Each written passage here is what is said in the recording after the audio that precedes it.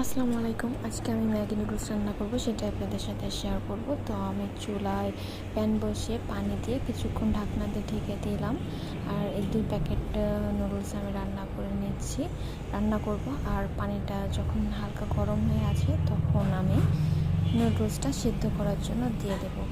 তো আমি যে একে একে 2টা নুডলস দিয়ে দিলাম, আগে থেকে ভেঙে নিয়েছিলাম। এবার একটু নাড়াচাড়া করে সিদ্ধ হওয়ার জন্য হালকা আঁচে আমি এটাকে ঢেকে দেব। তো যখন এইভাবে সেদ্ধ হয়ে যাচ্ছে, আমি ঢাকনাটা তুলে এখন আমি চেক করব যে নুডলসটা সুন্দর মতো সেদ্ধ হয়েছে কিনা।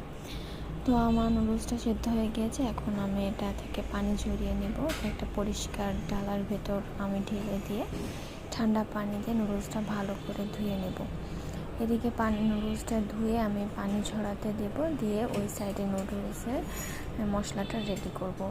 তো আমি প্যানে আবার পরিমাণ মতো তেল দিয়ে এখানে পেঁয়াজ কুচি আর মরিচ কুচি আগে থেকে কুচিয়ে রেখেছি। তো ওটাকে আগে আমি ভালো করে তেলে ভেজে নেব। তো এই যে পেঁয়াজ আর মরিচটা ভাজি হচ্ছে। এবার এখানে আমি হালকা একটু পরিমাণ মতো লবণ দেব। আর আমি 2 প্যাকেটের জন্য 2টা ডিম দিয়েছিলাম। এই যে ডিম দিয়ে ভালো করে ভেজে নিচ্ছি। তো আমি এটা একদম শক্ত করব না, হালকা নরম নরম রেখে এখন এর ভিতর আমি